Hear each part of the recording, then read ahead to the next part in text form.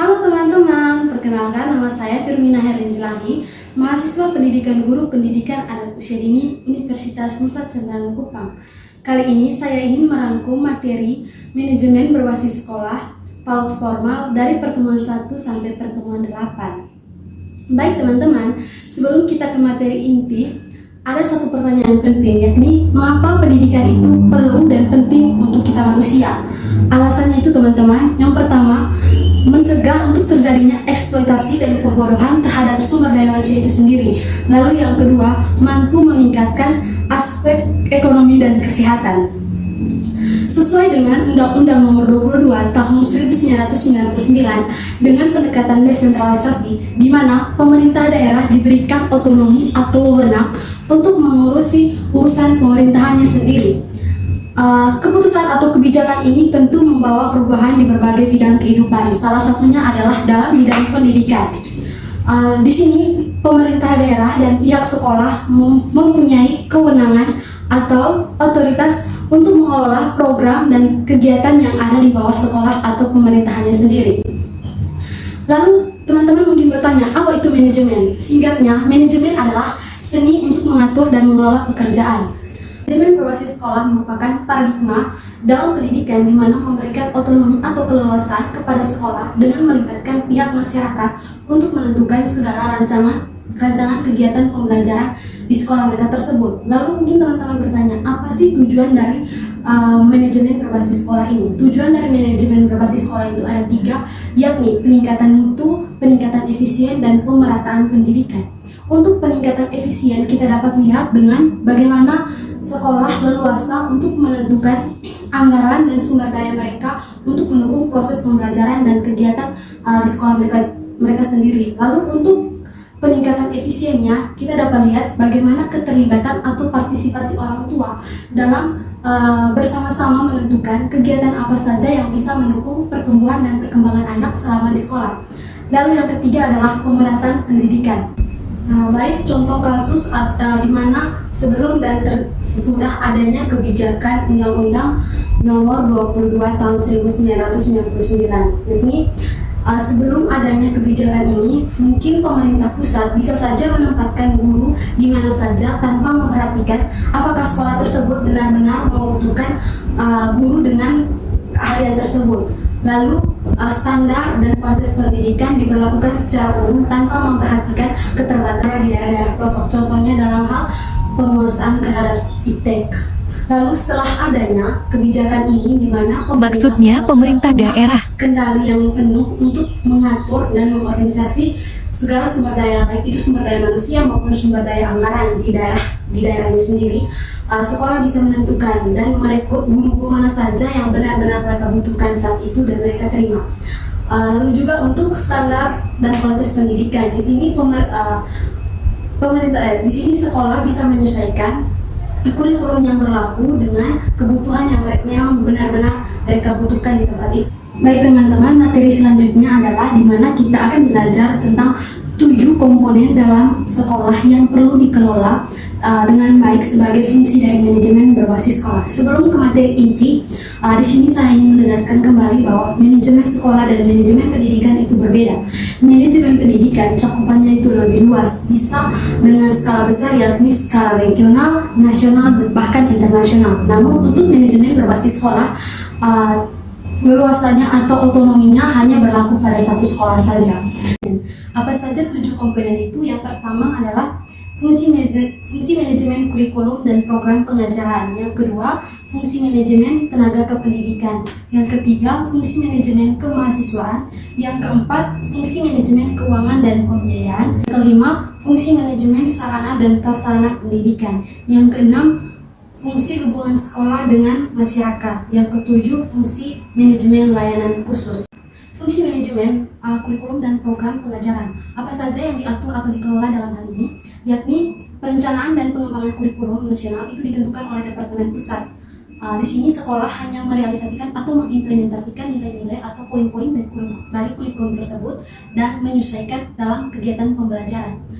Sekolah juga punya kewenangan dalam hal menambah mata pelajaran, misalnya pelajaran muatan lokal. Jika dalam standar pendidikan nasional kurang spesifik dia punya materi, maka sekolah bisa menambahkan mata pelajaran muatan lokal. Misalnya untuk daerah NTT, maka pelajaran yang ada di dalam situ adalah pelajaran muatan lokal untuk daerah NTT, di mana mengenal kebudayaan yang ada di daerah NTT.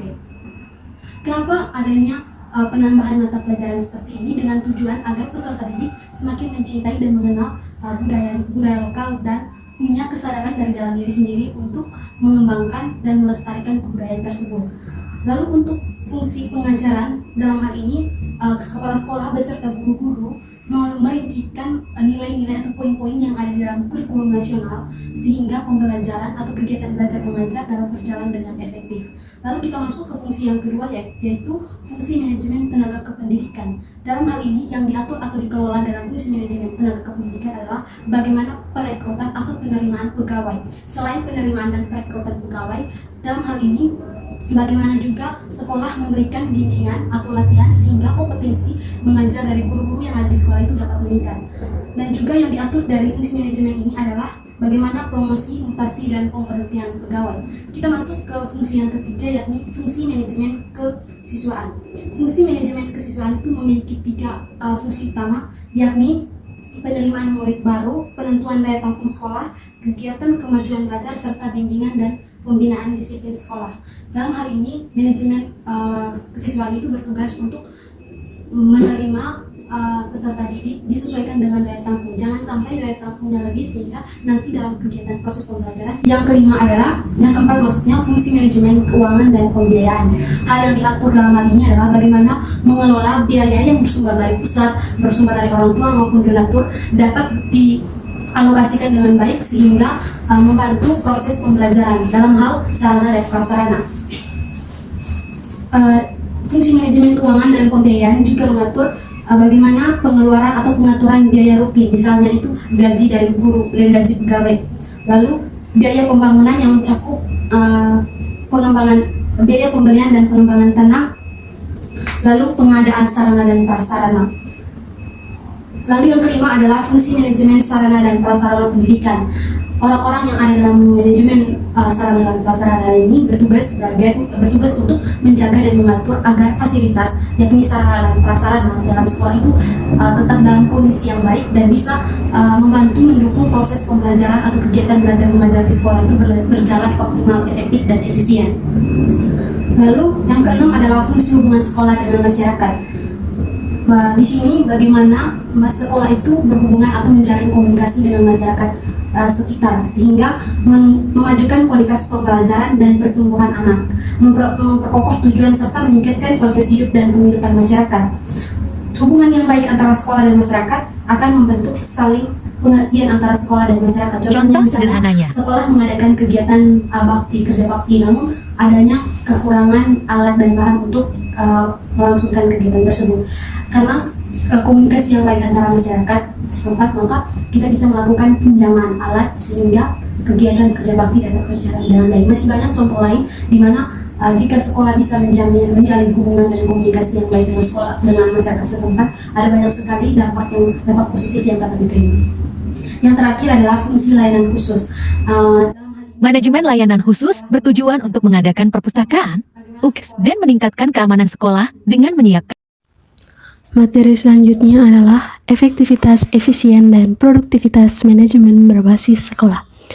Keberhasilan implementasi MBS dalam rangka desentralisasi pendidikan dapat dilihat dari 3 dimensi, yakni efektivitas, efisien, dan produktivitas. Apa itu efektivitas, efisien, dan produktivitas? Yang pertama, efektivitas. Menurut Mulyasa, efektivitas adalah adanya kesesuaian antara orang yang melaksanakan tugas dengan sasaran yang dituju. Efektivitas adalah bagaimana suatu organisasi berhasil mendapatkan dan memanfaatkan sumber daya dalam usaha mewujudkan tujuan operasional. Efektivitas MBS berarti bagaimana manajemen berbasis sekolah berhasil melaksanakan semua tugas pokok sekolah, yakni menjalin partisipasi masyarakat, mendapat serta memanfaatkan sumber daya, sumber dana, dan sumber belajar untuk mewujudkan tujuan sekolah. Efektivitas MBS ini dapat dilihat berdasarkan 2 teori, yakni teori sistem dan dimensi waktu. Adapun indikator-indikator keefektivitasan dalam setiap tahapannya. Yang kedua adalah efisiensi manajemen berbasis sekolah. Di samping perlu dilihat dari segi efektivitasnya, pemberlakuan manajemen berbasis sekolah atau MBS harus dianalisis dari segi efisiensi. Efisiensi merupakan aspek penting dalam manajemen sekolah, karena sekolah-sekolah umumnya dihadapkan dengan masalah kelangkaan sumber dana, dan secara langsung itu berpengaruh terhadap kegiatan manajemen atau kegiatan pembelajaran. Jika efektivitas dilihat dari perbandingan antara rencana dengan tujuan yang akan dicapai, maka efisiensi itu lebih ditekankan pada perbandingan antara input dengan output. Maksud perbandingannya di sini adalah bagaimana penyediaan atau layanan yang sekolah berikan untuk anak sehingga pencapaian peserta didik setelah sekolah di sekolah tersebut meningkat. Suatu kegiatan akan dikatakan efisien bila tujuannya dapat dicapai secara optimal dengan penggunaan atau pemakaian sumber daya minimal.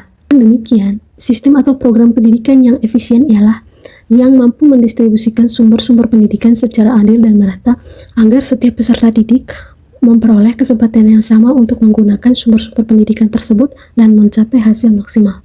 Yang ketiga adalah produktivitas manajemen berbasis sekolah. Produktivitas dalam dunia pendidikan berkaitan dengan keseluruhan proses penataan dan penggunaan sumber daya untuk mencapai tujuan pendidikan secara efektif dan efisien.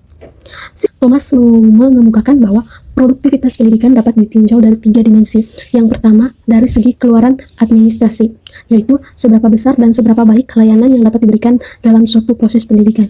Yang kedua, dari segi keluaran perubahan perilaku, yaitu dengan melihat nilai-nilai yang diperoleh peserta didik sebagai suatu gambaran dari prestasi akademik yang telah dicapai dalam periode tertentu.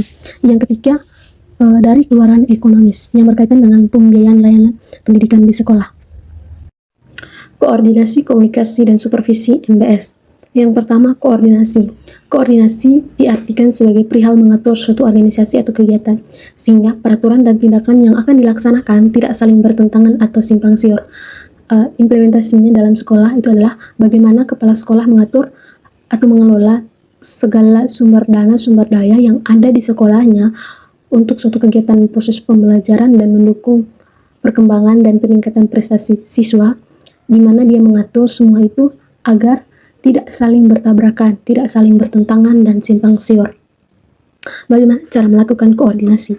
Cara melakukan koordinasi yang pertama, mengadakan pertemuan-pertemuan informal, mengadakan pertemuan formal, misalnya rapat di sekolah, lalu membuat buku pedoman lembaga, buku pedoman tata kerja, apa saja yang dibicarakan dalam hal koordinasi ini.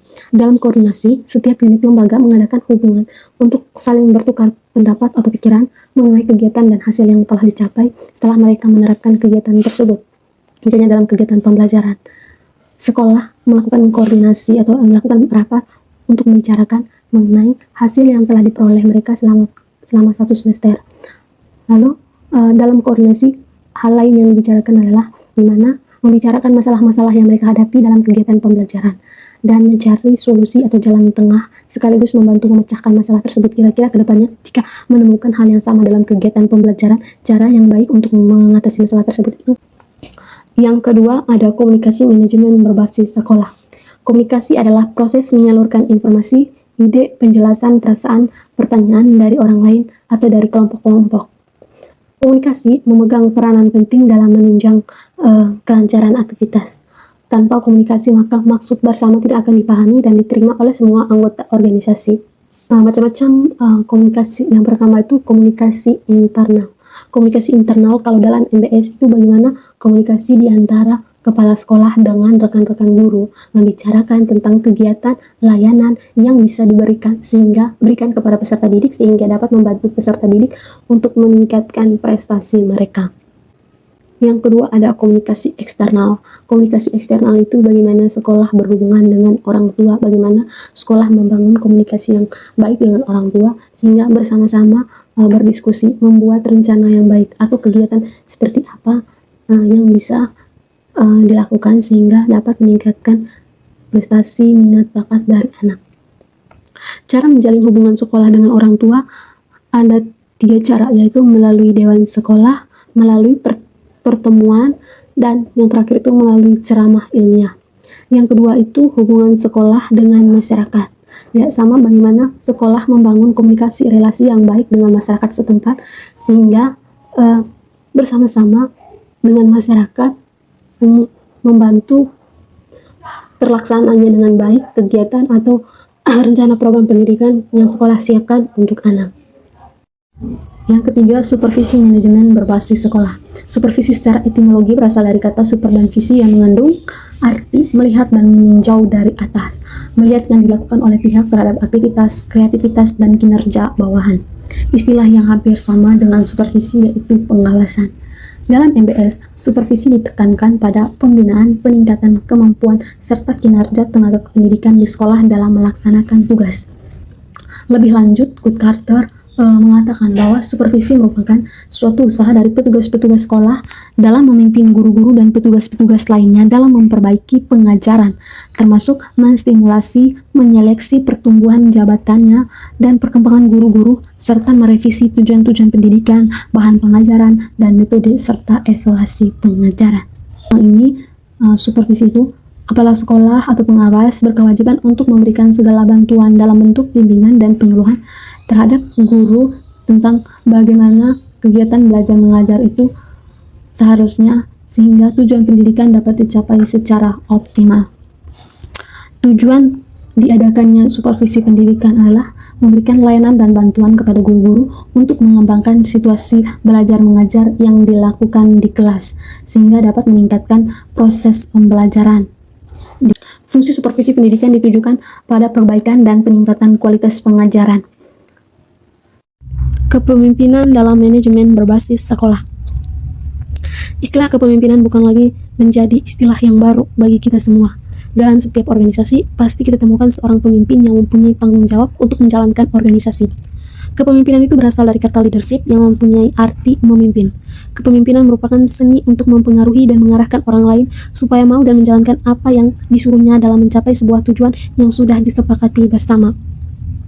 Di sini karena sekolah mempunyai wewenang atau otonomi untuk mengatur dan mengelola segala kebijakan yang ada di sekolah, maka kehadiran sosok pemimpin itu sangatlah penting. Kepemimpinan pendidikan bisa diartikan sebagai suatu usaha untuk mengarahkan semua orang yang terdapat dalam organisasi pendidikan untuk mencapai sebuah tujuan pendidikan. Kalau di sekolah, kita bisa diartikan bagaimana usaha atau cara yang kepala sekolah gurukan untuk mengarah, mengajak, mengontrol guru-guru yang ada dalam sekolah untuk bersama-sama mencari cara dan melaksanakan cara tersebut sehingga bisa mencapai tujuan pendidikan, yakni meningkatkan prestasi pengembangan bakat dari peserta didik. Dalam sebuah organisasi, peran pemimpin itu menjadi suatu hal yang sangat penting karena adanya pemimpin menjadi penggerak utama dari keberhasilan organisasi. Pemimpin yang terdapat di dalam sekolah adalah kepala sekolah. Menurut Mangka Bimbang, kepala sekolah adalah seorang guru yang telah diberikan tugas untuk memimpin sekolah yang di dalamnya terdapat suatu proses belajar mengajar. Sebagai seorang pemimpin dalam lembaga pendidikan, kepala sekolah mempunyai peranan penting, yakni sebagai pembuat keputusan yang tertinggi dalam sebuah lembaga yang dipimpin. Mulyasa memaparkan bahwa berhasil dan tidaknya sekolah banyak ditentukan oleh kepala sekolah karena mereka adalah penggerak serta penentu arah yang akan ditempuh sekolah dalam mencapai sebuah tujuan.